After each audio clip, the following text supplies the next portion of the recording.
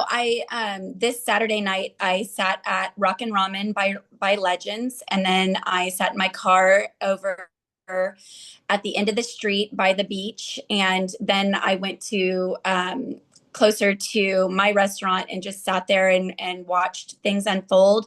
And this is not an exaggeration. I counted 32 people walking with open containers, just drinking casually like it's Vegas.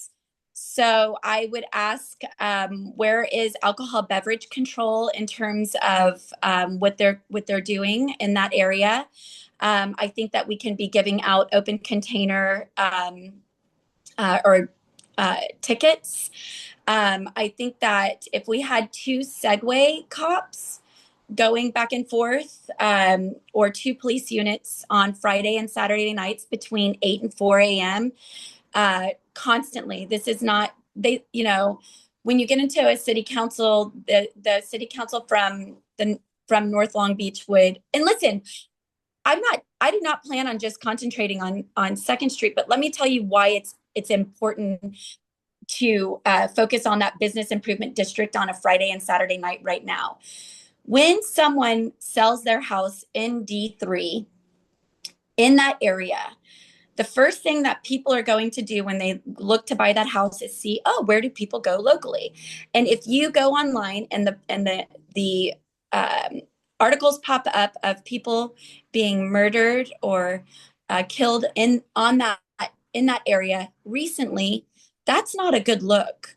That's not a good look. Or if parents are going to have their children renting in these areas because they're going to be going to Long Beach City College, or they're going to be going to Cal State Long Beach, or some of the law schools, or anything going on around here, they're going to want to know that their kids are going to be renting in safe areas.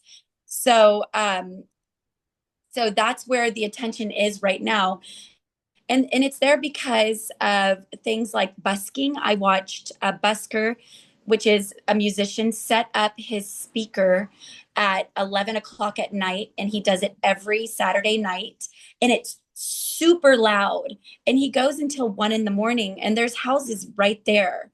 So that creates crowds. And then you've got unauthorized food carts, and I'm talking non-permitted food carts. I have a video that I'm gonna post up of a guy that has a food cart that has a huge spotlight that shines on him on Second Street, and then it's a truck, and the grease drips off onto Second Street, and that is eventually going to end up in our oceans.